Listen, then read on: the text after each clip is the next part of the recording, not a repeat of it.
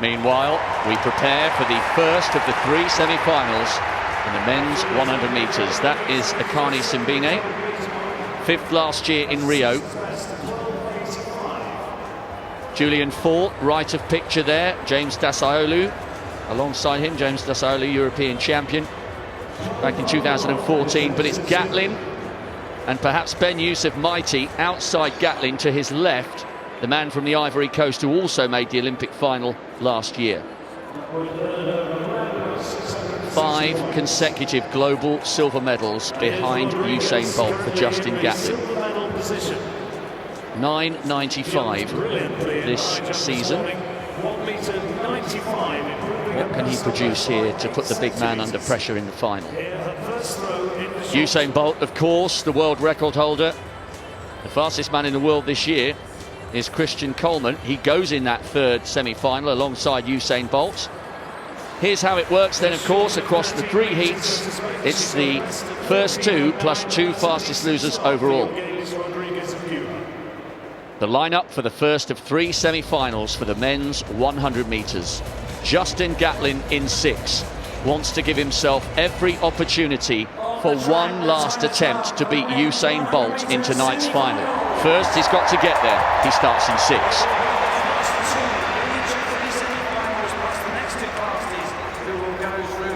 Absolutely packed in here again tonight.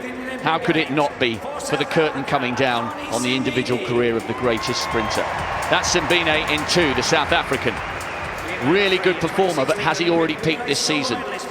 Asker Cambridge got a relay silver with the Japanese quartet last year. Then listen to the reception for Great Britain's former European champion, James Dasaolu.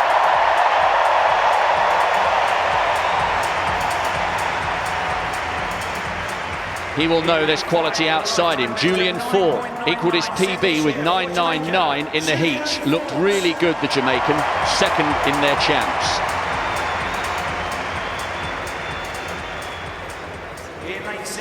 Justin Gatlin from the United States, one of the most consistent performers over the last 5 or 6 years. He will not be intimidated by crowd or opponent. Ben Youssef Mighty, really nice guy. Spoke to him after the Rio Olympics. He said making the final was my gold. Has he changed that mindset? He's been excellent this season. Maybe he can get in the shake-up for the medals. Kook Young Kim, 4 times a Korean national champion. Knocked out in the heats last year in Rio, he's already gone better.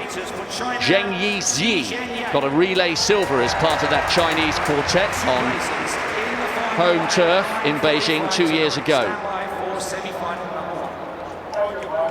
Simbine, Cambridge, Dasaolu, Fort, Gatlin, Mighty, Kim, Ji. That's Simbine, the South African, he's in 2. Watch Gatlin in 6. Mighty of the Ivory Coast in 7. First of the 3 semi-finals, only the first 2 guaranteed a place in what could be one of the most memorable 100-metre finals of all time.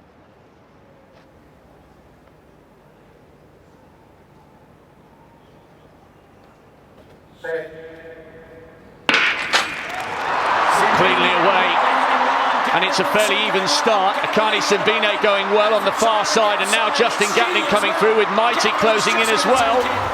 And Simbine gets there, 10.06. What a run on the far side. Well, we were talking about the fact that he may well have peaked earlier this season.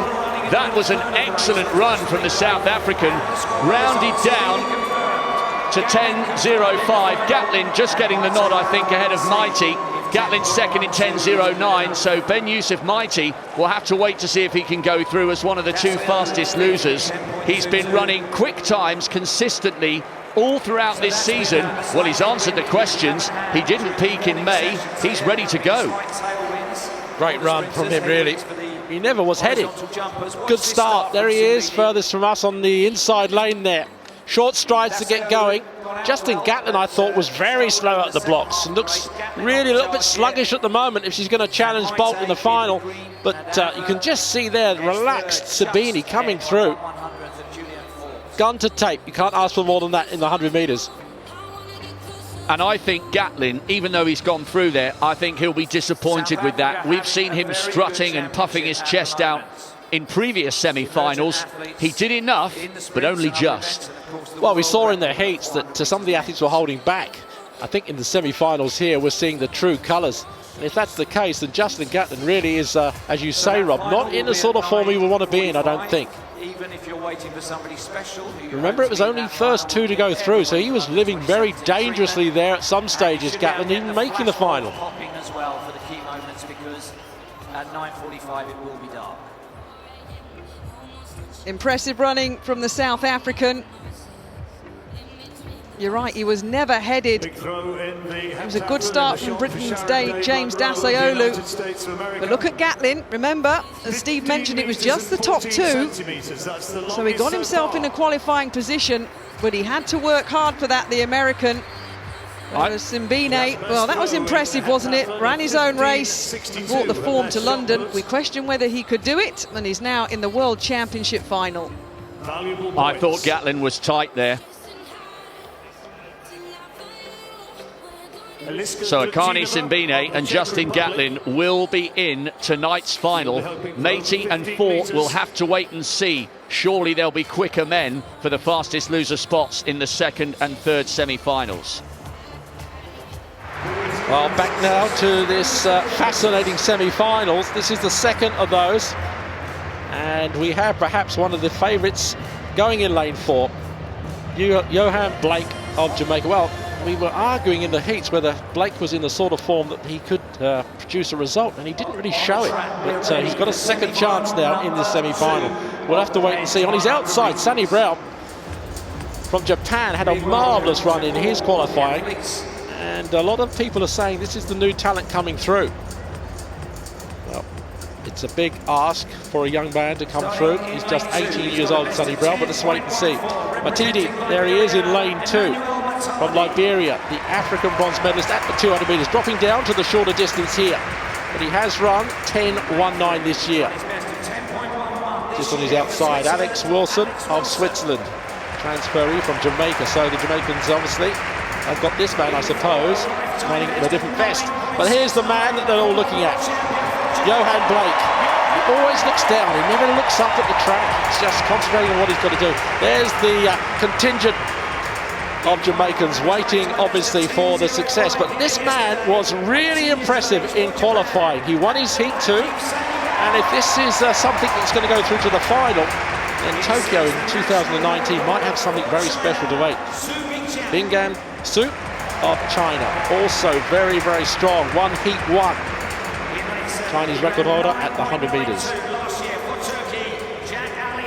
Jack Ali Harvey of Turkey, another transferee from Jamaica. So Jamaica, in one way or another, have got quite a few members in this semi-final. Christopher Boucher of the United States, he was jumping around, looking very nervous before the start, pumping his chest yet again. One experience, really. He ran himself into the team with 3rd place at their championships. And then, obviously, a big favourite for the local crowd, Reece Predcott. PB in the heat, dropping down from 10.09 to 10.03.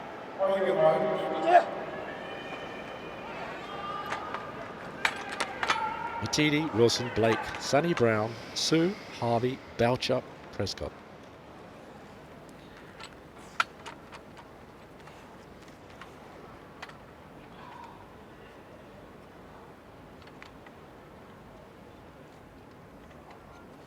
Just 2 to go through. It's very, very cutthroat. A lot of nervous tension now in this second semi-final.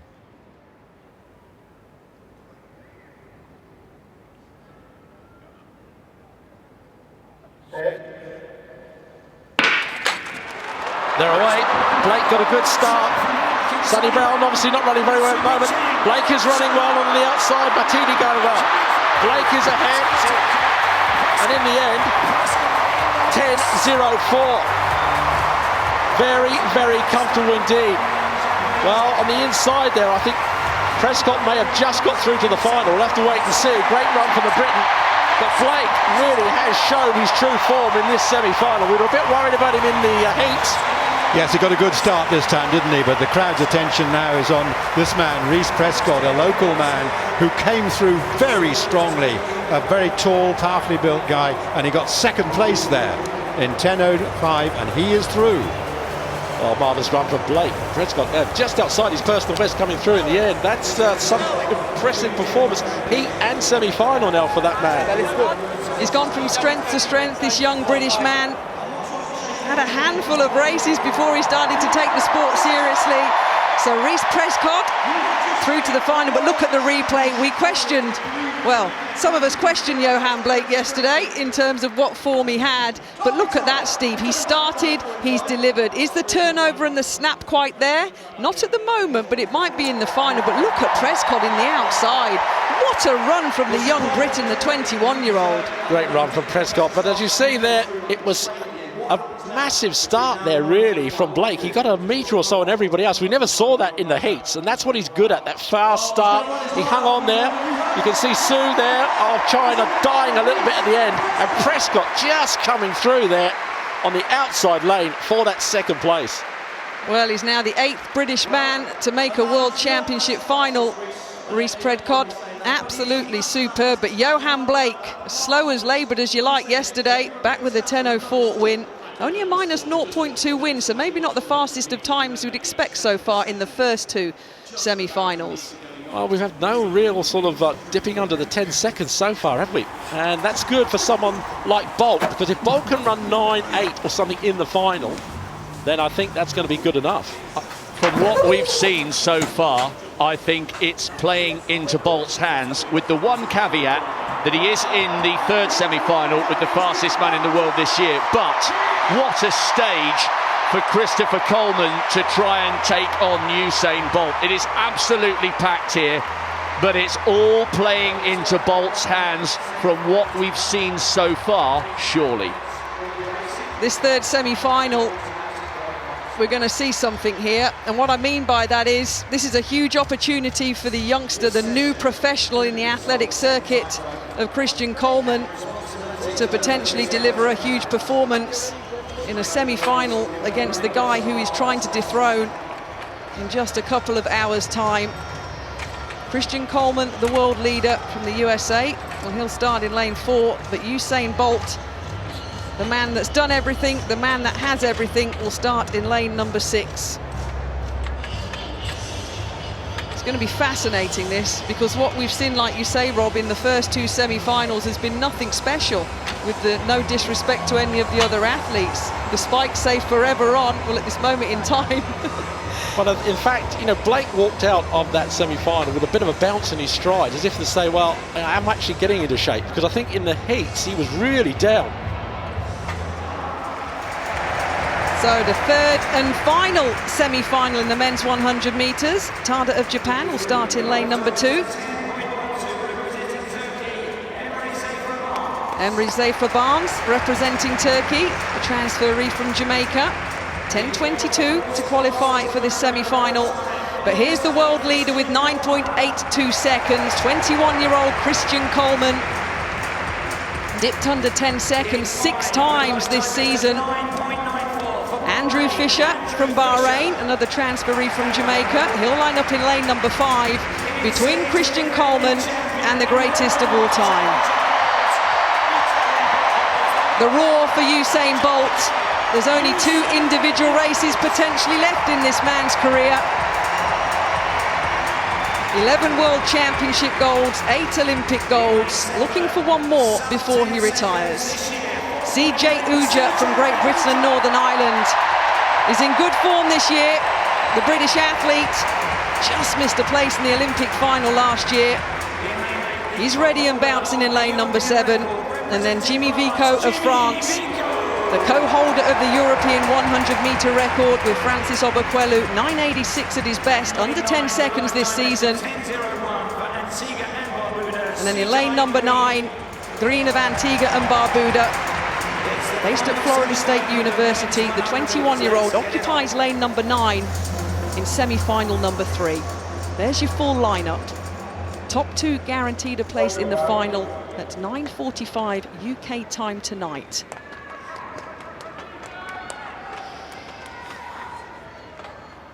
The crowd goes silent. The Jamaican contingent is massive in the London Stadium tonight. They've come to see their man Usain Bolt.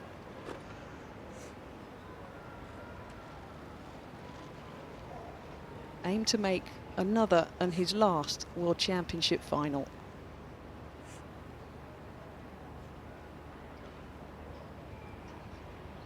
Well, it's a clean start. Coleman out reasonably well in lane number 4. Bolt's got a bit of work to do at the moment. Christian Coleman's leading the way. Usain Bolt looks to his left.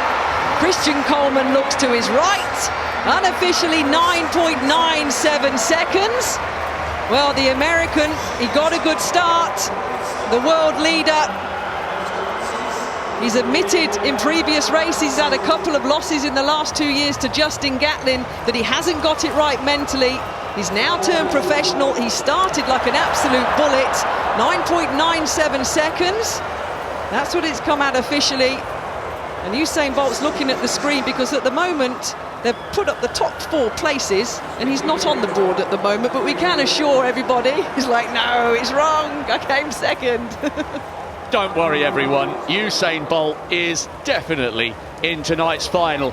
Did what he needed to do. A little bit of a slow start from Bolt, came through nicely, and then there was a little Bolt-Andre Grass moment where they were looking at one another. We're still waiting for it to come up. Bolt there, 9.98.